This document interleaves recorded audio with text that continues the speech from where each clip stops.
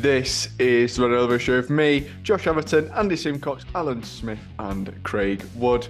The usual four are back after Craig's had a few sub appearances. He's been subbed out.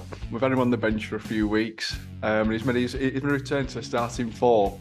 So a couple of things to talk about this week. It was up until now going to be a quiet show and just previewing Derby, but obviously the big news has dropped of Khaled will be joining Minnesota United at the end of the season, so we'll be discussing that, and then we're moving on to his Derby preview. So, as I just said, Khaled will be moving, Andy, across the pond over to America into the MLS to be CEO of Minnesota United. One thing I did notice in the post, which the club have put the club statement, is that if we do find someone between now and his contract expiring, his contract can be terminated. So it seems like we must have already begun that process of looking for his replacement, rather than what we had a few seasons ago, where we waited and dawdled on it, spent 6 months, and then ultimately in relegation. So good to see the club being proactive, I suppose. It's a lot better than being proactive. At least, well, you'd hope that Paul Conway ain't coming back to fill the void. You'd hope not, wouldn't you? But who knows? Who knows? Life's just such a rich tapestry, Josh. Who knows what's going to happen? I doubt it, though. No, I mean, he came at a really difficult time in the club's history, or the club's the club's tenure, and he's had to live through that. A change of or a reamalgamation of the ownership and the board and what have you. Not easy to watch it. I do think that the communications around the closure of the West Stand was poor. I still don't really fully understand why it closed. I think for safety reasons, but I don't fully get what they were. They keep getting explained, but I keep not understanding it. So I think that were a low point, and I think most recently, with the stuff with Ocean, no commenting from the club at all that you'd expect from a CEO has not been so good. But he said the last time I went to one of those fans forums, I've only been to a few, went to one. He said that he believed, tongue in cheek, that it'd be remembered for chicken flatbreads. You will, Khaled, for me, because I love them chicken flatbreads. Not had very many because they're not good for you. Really not good for you, Al. So you're best where you are, Al, in Pontian, where you can't. They don't win football games, Andy. They don't win football games. Yes, yeah. You said that, Al. You can sit there saying that with your Phillips shirt behind you and your flags and all that game. It wins my heart, Al. Heart and minds of supporters. It won, man. The chicken flatbread. I've shared it with my grandkids. They do like them. They do like a bit filling, but they do like them. So he'll be remembered fondly for that bit, if not other things.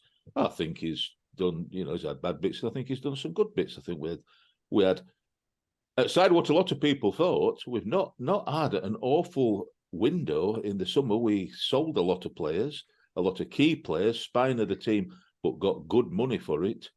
Good as a collective, we've got a good amount of money for it.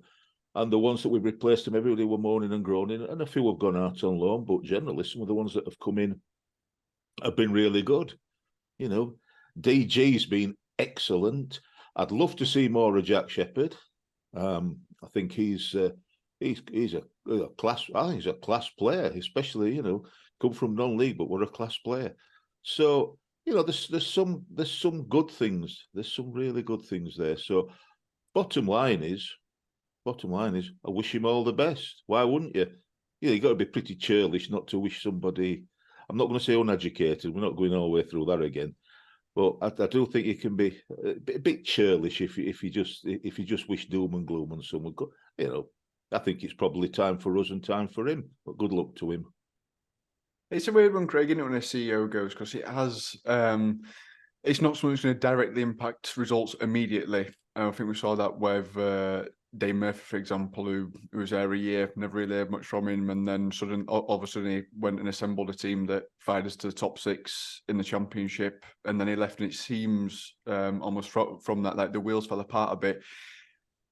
In terms of, I think Andy touched on it there, of the transfers in and transfers out and the footballing aspect of it, would you say Kelly's been a success in that in that regard? Because you look at a few players who we've got in that time. We brought in Luke O'Connell, Devante, James Norwood, who came and left. It built a decent League One side last season. Purely talking on-field activities in his contribution, I think he's been a sterling success. I think he's brought in some fantastic players, young players as well. You know, Nicky Cadden, another one that's actually a star in our squad at the minute. It come in a period where we had the worst summer I can ever remember. Into the shop Ashbaggy debacle of a season. His first transfer window, he had no funds to deal with, but still managed to get Domingos Keener in, and I mean Bassi, that gave us some resemblance of a team that could fight relegation, even though ultimately we got relegated. But after that, we might not have been promoted, but we've had good teams. We've always had a good team, and he's fetching some really good names. There's going to be a couple that's not quite worked out, but that's, I mean, nobody's got 100% success rate on every single transfer they've ever done, but I think he's got a good 75 to 80% success rate, especially on some of the players that I really like at the minute. Obviously, he's a Luke O'Connell being one of the stars. And I think he's had a real hard battle with some of the hardcore fans who are just dislike him because of some of the things that he's done away from the pitch, i.e. the West Stand stuff and all this. And no CEO's perfect. We're in League One. If you want perfection, go to the Premier League. That's where all the people who are the best at everything are go. So for me, we're going to fetch in a new CEO now, but I would say if it were like a grading system, I'd say he's got a B+ in my book.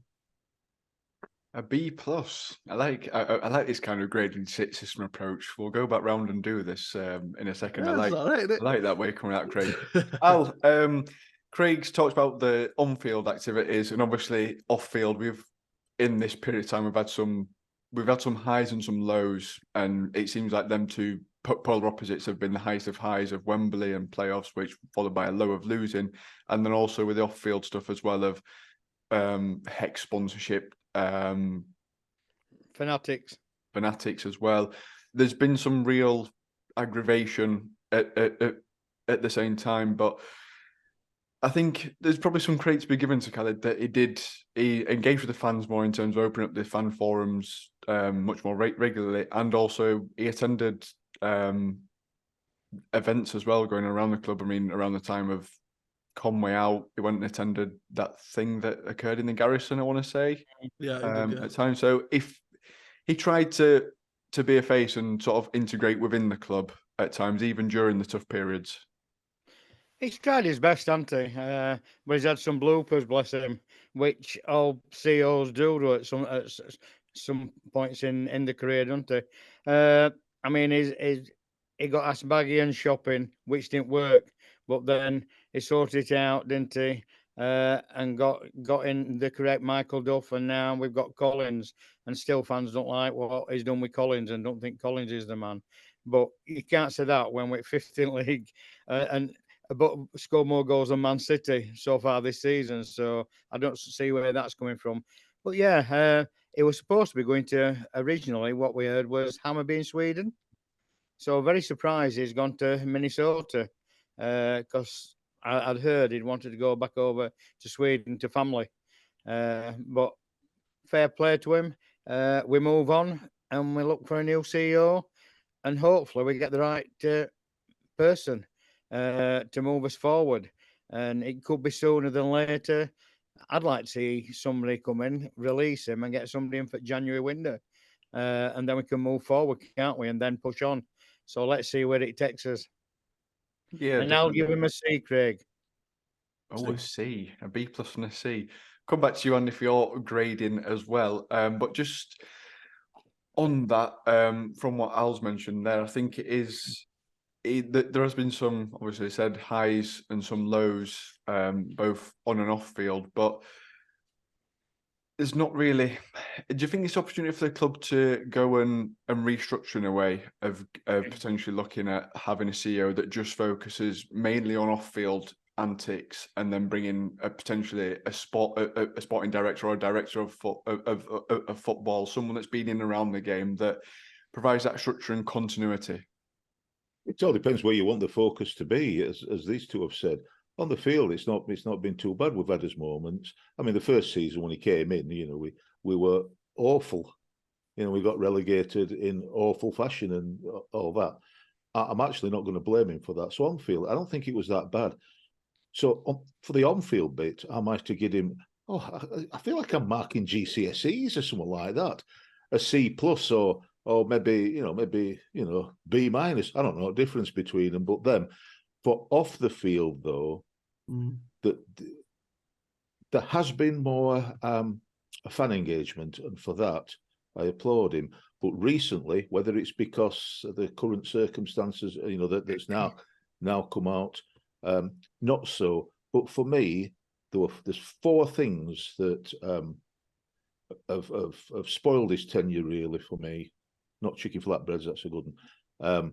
The West Stand, and I would call it a West Stand debacle, mainly for the communications. Displacing Josh and Reese. No, it's not good enough, is it? It's not good enough. The second thing, absolutely said, is the Hex debacle, and it was. Did the right thing in the end and got out of it. However we got out of it, we got out of it. But that was an absolute nightmare. Apart from the logo looked dreadful.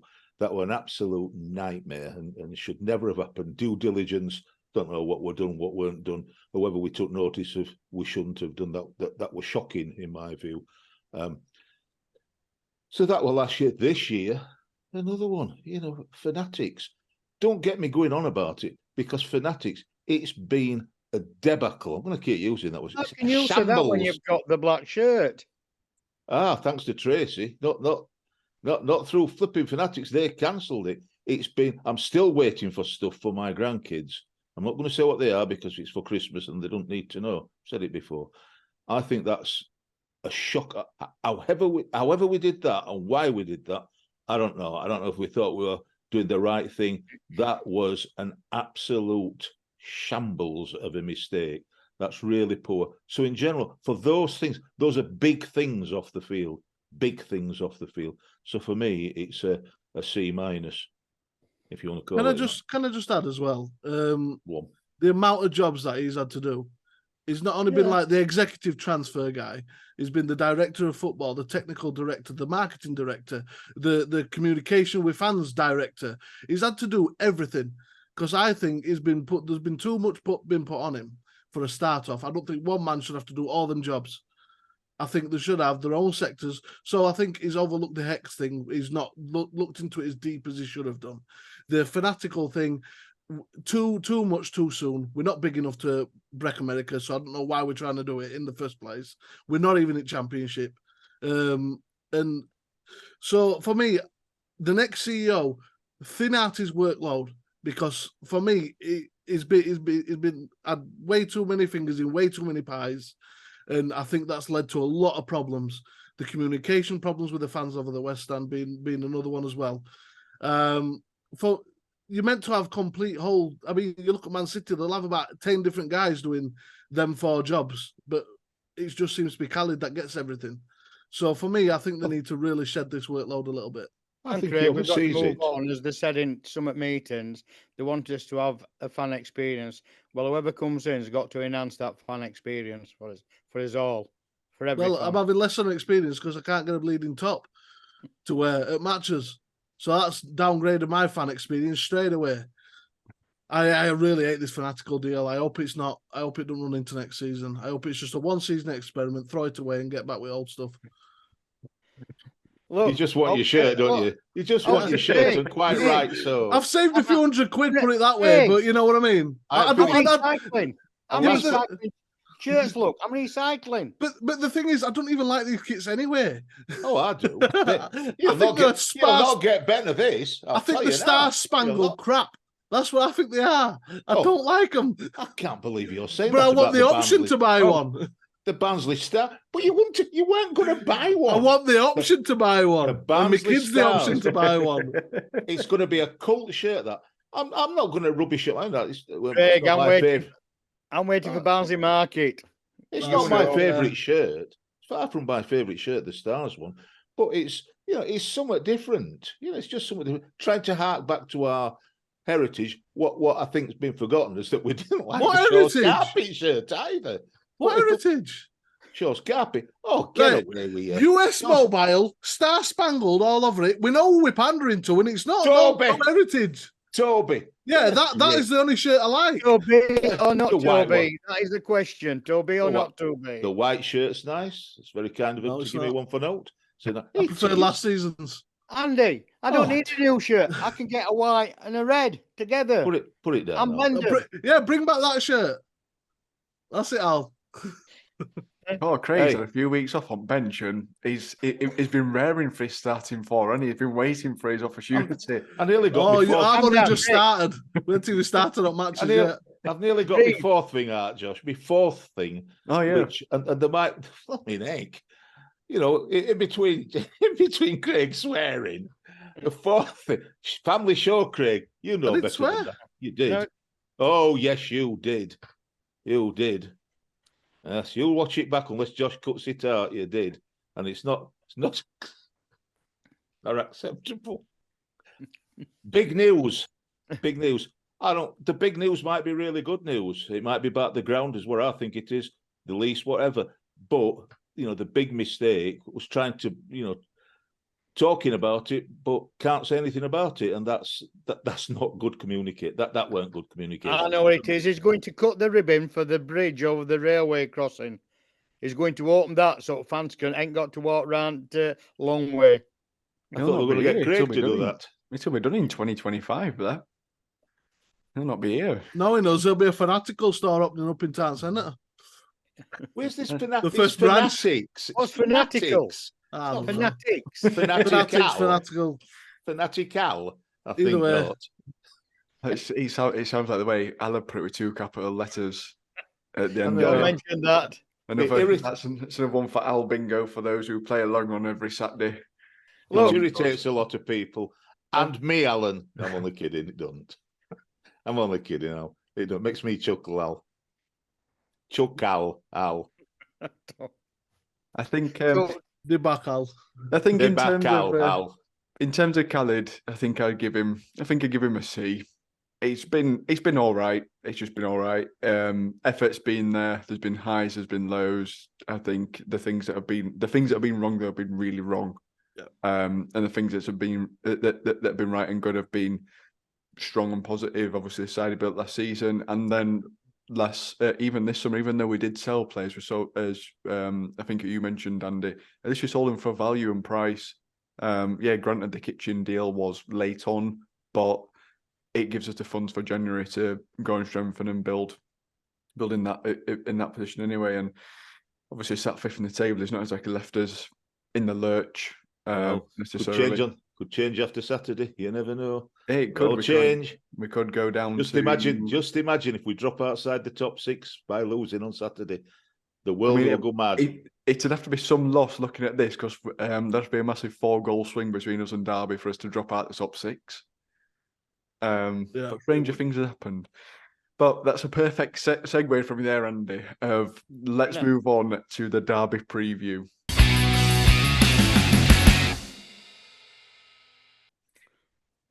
So, making the short trip down the M1. Is it the M1 you go down to get to Derby? Yeah. It Oh, is. It is. Yeah, you see. And it's- A38. A38. Oh, it's A38 M1 as well. Don't, Manchester's a different route. It's more across than down for me. So Derby, Paul Warren in charge.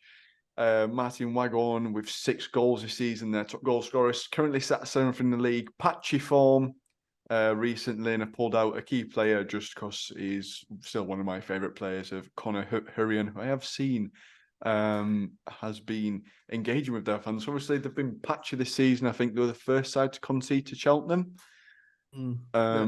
this season, and I think they drew that game as well, or they might have snuck a 2-1 when I can't remember, but they've been patchy at best, and obviously a side that you would expect to be doing well. I mean, although the players I've brought in will be fantastic in a championship side in 2012 of Martin Waghorn and Connor Washington up front. That'd be fantastic 10 years ago, but not necessarily now. So, Craig, how do you feel about this one? Because it is a derby side that we'd want to measure ourselves up against, and to say they've been inconsistent and patchy, they're only 2 points outside the playoffs. Yeah, it's been like that from start of season. He started season first few games in a 3-5-2, and now he's changed to a 4-2-3-1. So he's trying to rectify.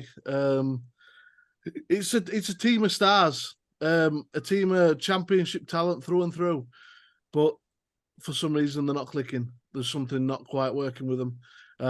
They've got some huge experience, a lot of players over 30, and then there's sprinkling a young talent in there too. Cashin being one of the key ones, the centre back.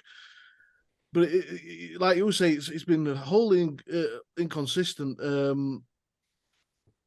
But it's going to be a tough game. Being away, I think it's going to be a positive for us. I think it's going to be. I think it's going to be a game that we're going to be fairly. It's going to come down to one thing in my book. I think because they're going to try and dominate possession because they're at home. But I think our style of play suits best to counter attack, and I think that is where it's going to come down. Key, I think Cadden on that left is going to be so key to us, because a lot of their players are aging. A few of them take a while to get back. I'm not being anti-ageist there. I'm just being factual. Conor Horan's not as fast as he was when he was with us. So they do seem to concede a lot of goals when they're being broke against. So a lot of results where they've actually lost games have been where they've had most possession. So that also speaks to the fact that counter-attack seems to be the way to go against Derby, especially at their ground. But I'm looking forward to it. It's another one of them teams where they're expected to get in playoffs. I think they should be there or thereabouts. But against other teams in the top six, they have. So I expect us to put up a fairly good performance against them. Yeah, I think Craig made a very good point there, Olive. It is sort of a team of individuals in a way, because you look at the individual talent they've got. You obviously mentioned Fiore, Martin Waghorn, James Collins, Nathaniel Mendez-Lang, Conor Urian, Connor Washington, Max Bird, Craig Forsyth, Corey Smith. There's a lot of players there. To be fair, a fair few have actually played for us in the championship. There's talent throughout, and you think Paul Warner was the person that could be the cohesive glue to bring it all together, but it's just not worked for him. It's because he's been there over a year now, and he started at End of last year. Last season. Yeah. They've not done well, have they? Craig mentioned who they lost to. They even lost the last away game to Stevenage. Lost it 3-1. So they're not doing that good, have they? 2 free kicks as well. And end of the day, at weekend in FA Cup Sunday, they got out of jail with a Conor and late winner. Crew were beating them 2-0, and they got 2, I think, in additional time. So, yeah, they're there for taking, I think, for the first time since last time we beat them was 3 years ago to the day. November the 7th, 2020, in Championship. Kick-off 3 o'clock, play behind closed doors due to COVID. And the last time... Are you missing out that 4-1 win we had last season against them? Are you skipping that one out? We're all talking away from home. Away from home. Okay. I'm not talking home wins, I'm talking away from home. Yeah. And then the last one was them, 15th of September 2009, when we beat them 3-2, where Adam Hamill, Worldy from left-hand side. So we've not really done well at Pride Park. And last time we were there, we lost 3-0 at FA Cup, didn't we? In third round. So it's not an easy place to go to. It's going to be a massive crowd again, because they do get sellout crowds at Derby. But we've just got to go and play our own game and put Ocean behind us and get back to winning ways in league. As I said, we're unbeaten away this season so far. So I won't want to go to Derby and let them have it. And Steve at the Oaks have the honour of saying, we're the first team to beat you. So come on, Reds, do it for us. Yeah, just do it for the fact that one of our sponsors can't give us any banter about a loss. Good Good a reason as any. Flipping heck.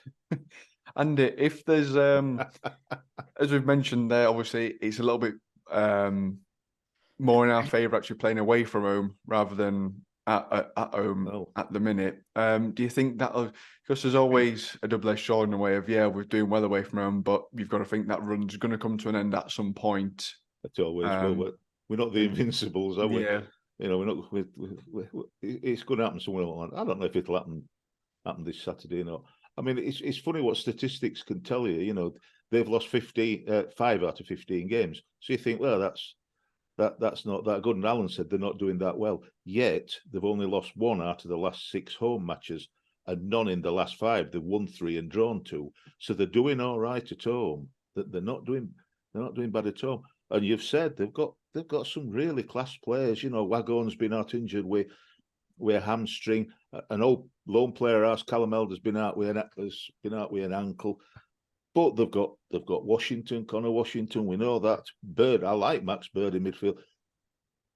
Craig has said Cassin, good defender.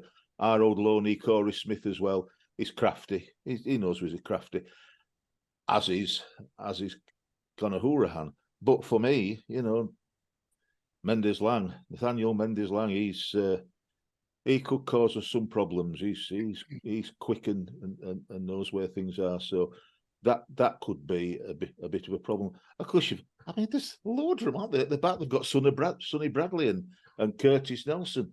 And of course, Wednesday's Joe Wildsmith. Well, it's not Wednesdays anymore, but it used to be Joe Wildsmith at the back. So, like you said, they've got a team of lots of different players that most people know their names. You know, and that's the bit. They're not doing bad. They're playing tonight, unless I've got it wrong. Yeah, they're playing tonight playing Wolves under 21s in the oh my stars, in the Bristol No, Street. don't Tatum that competition with its new name. The BSM trophy. There you go. I was going to say the Pappy Bristol Trophy because, you know, it's currently 0-0 in that game for 35 minutes played. Oh, shall we just sit in? We could just do a live show, couldn't we? You telling us live match. You could do commentary for us. They've left out quite a few star names though, so I think they're preparing for us at weekend. I mean, all I'm going to say is the 21s. I mean, my close mates. Hey, we played the full starting 11 against Horsham. But under 21s, it's wrong. That's wrong. That's first thing that's wrong. That's wrong. Second thing that's wrong, changing the trophy halfway through. That is, well, I don't know what they're playing at. I'm going to say insane, because that's what it is. It's the Johnson's Paint Trophy. I don't care what any of them say. And we won it last. That's what it is. Tell them, Al. Tell them. The Papa John's run out of dough. Rubbish, wasn't it? Rubbish, Al. Johnson's Paint Trophy. Week. The winners, Al. The winners. So, you know, we'll see. We'll see what happens. But, you know, I've no doubt that they'll, you know, that because I'm very loath to say they've got a team of old players, because I said that at Wembley against Sheffield Wednesday, that we beat them because they're a load of old men. So hopefully they'll play all their old men now. I don't want to know team news, Josh. Don't tell me team. I can't find it. I'm not interested. Just so you know. It's the biggest away test at season so far, isn't it? I hope they're playing them all and not resting them, so they'll all be absolutely shattered come Saturday. Because you know they'll need more than a couple of days of recovery. So they're good. They're good at home. I don't care what I think. They're good at home. The last home game they beat Northampton 4-0. So they can score. And they've got a number of people that can score goals, so from all over the place. So the one thing I do want to see is Barcusen, because Thomas Barcusen, number 7. I remember him every time we played him. He is tumble down Ted personified. He'll go down clutching his ankle in the tunnel, looking at referee, saying that were a penalty. I've never known anybody like him. So get ready for Barcusen, because he'll be down like a good one. You watch. Well, there you go. That's your insight into who's going to be going down and nicking a thingy. So we'll get the young ones on for their predictions, and then we'll come back with ours. It's been ages since we've been on the show. Yeah, that's because Dad's crap and Mummy's having to record. Oi, Watch your language. Remember, it's a family show. All right, what do you think the score's going to be? I think it'll be 2-1 to Derby. I think it'll be 2-0 to Barnsley. If you think you're better than predicting than us, get it in the comments down below. You Reds! Right, Craig. I'm going to come to you first because no doubt I'm going to wait for you to give me all the facts and reasons of to why you've gone for your result. Then I might just copy it because you did well in the last prediction competition. I'm pretty sure I'm probably on 0 still, and especially I forgot about Mendes Lang. I think he's got four goals and 4 assists this season, and I know that we are vulnerable in the wing back position. So that's fantastic news. So what prediction are you going for? Well, I'm going to give you some stats first, as you like. I'm going to give a reason why I think we're actually in a false position. I think we're doing a lot worse than what the table shows, and I'll give you some reasons why. What do you mean by we're doing worse? So the table's been generous to us. Yes, right. We are massively outperforming what the stats say. Expected goals of 21, we've scored 31. That means our strikers are doing exceptionally well compared with the chances they're given. We've conceded 15. We should have conceded 20 by now. I think that's down to Roberts. I think he's doing exceptionally well, and our team would be a lot worse off. 17th in the league for successful tackles per game. That means we're massively just not getting successful tackles in every game we're playing. 23rd in interceptions per game. 20th in accurate crosses per game, 12th in big chances created per game, and we have conceded the joint most penalties in the league. And Devante Cole, his XG is 6.8. He's scored 11. Do you know how massive that is to get an XG that high? And I mean, the comparison is normally never. So I think we're papering over a lot of cracks here. I think that there's a few players in the squad, Devante, Roberts, Dejavine, I think are key players that are keeping us winning games. And I think we're just a couple of injuries away from starting to plummet. So for me, because they're not injured, because we're playing away, and because I woefully think Derby struggle against teams that can compete, I think we're going to win 2-1. Alvarez, after all, that is the biggest setup of an Andy 2-1 special I've ever seen. Disgusted. I've ever seen. That's thing. I think The Apprentice has become the master. in terms of some of them stats, Craig, I'm going to start calling you the grasshopper. So in terms of tackles and interceptions, is that a percentage or total amount? That is a percentage per match. Right. Okay. I don't know if it's total amount because if it's that, then it can be skewed if we've got possession, so we're not going to have to win the ball back and things like that. Interesting to know. Al, after Craig's fantastic setup there of a 2-1 win, when I thought you were going to say a 4-0 loss, what do you reckon to Saturday? Interesting, isn't it? Playmaker Stats have put out that in all competitions so far, we've scored 41 goals so far this season. That's more than Liverpool on 39 and Man City on 39. So we're scoring goals for fun, aren't we? Or we have been doing. But going to Derby, they're doing well, as Andy said. I think they scored 4 at home against Northampton. So it's going to be tight, I think. If we're both on form and we can put ball back at net, I'm hoping we don't lose. So I like to think we could win and be positive, but I'm going for a 2-2 draw.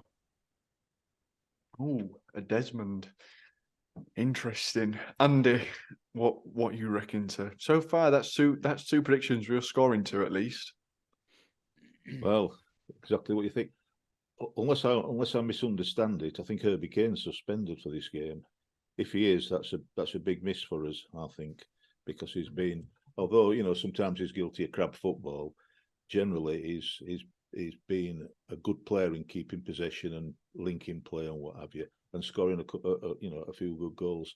So I think he'll be a miss. Who'll come in? I don't know. I don't know. Could it be Luca?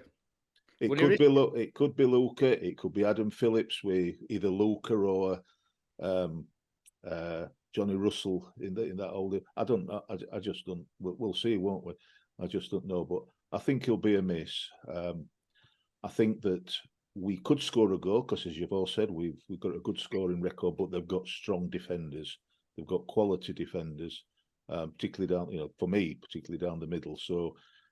And they've got midfield players that can stop it. So if we get a goal, I think we might get one, and I hope we get more, but I suspect we'll get one.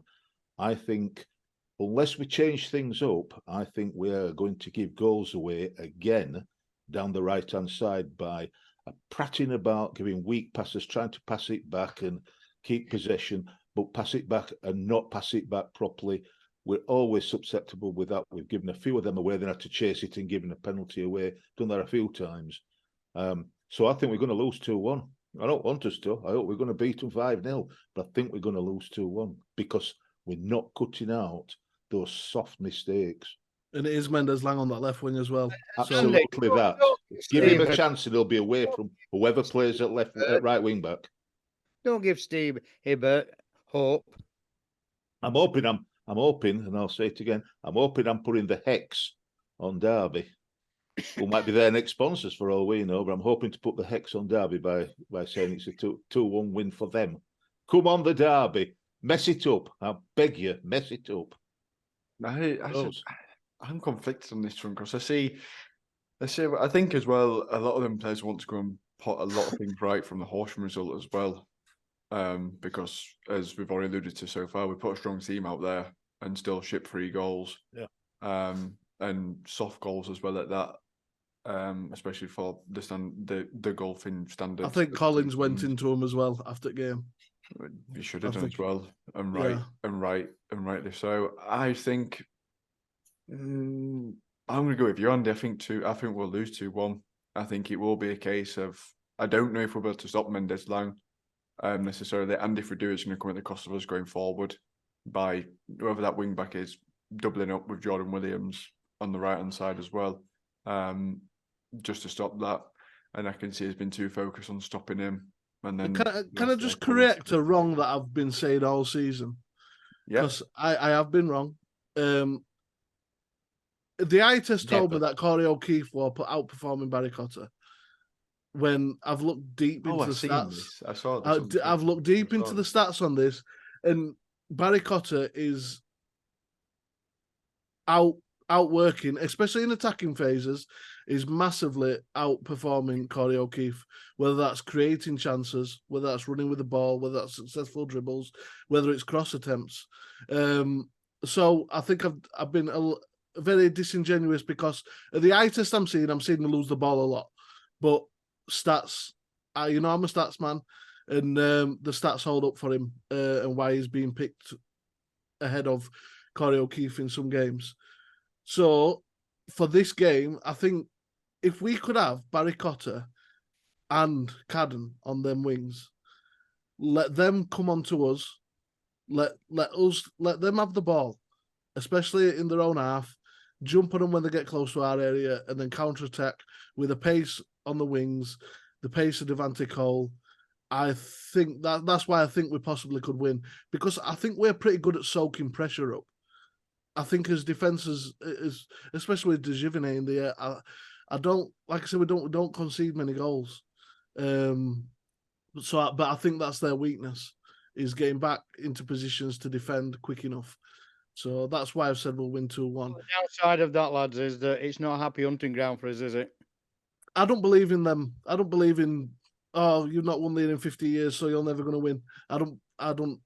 Unless we were playing the same players, I don't. But I'm not superstitious at all. So I don't believe in. I mean, what we did 10 years ago makes no odds to me about what we do this season. I don't think it has any bearing on it. It's completely different teams, different clubs, different leagues, even. So yeah. Interesting. I think that's what wraps up, gents, doesn't it? Really? Is there anything else to mention? If we let them come on to us, which and I know that's what them hit them on with, let them come on to us. Barkhusen will go down like a good one at the edge of the area about 3 or 4 times, and Hourahan will score a hat trick from We the need edge a of the strong box with his ref. free kicks. So as long as the referee into Wally and Yeah. keeps getting them free kicks because they've gone down funny, like there's a sniper in the crowd, then we'll do a lot better. But I just I'll be there suspect on they're going to Saturday be all over anyway. the place. They're I'll be there clever. on Saturday. I'll be they've there got- Saturday. Watch out for Al's bingo. And can I just congratulate Horsham on getting the TV deal for the away Good leg? lads. Because I fully deserve they got screwed in the first instance. I put it out on Twitter. I can't believe the clubs were silent on the whole matter. This is a big payday for a little club like that. And we're the same when we go to Premiership clubs and fill their stadiums. So let's just say we're happy for them as well. And if anybody can get Oaks Working Men's Club, they're putting it on there live. So they put that out, a post by Oaks Working Men's Club.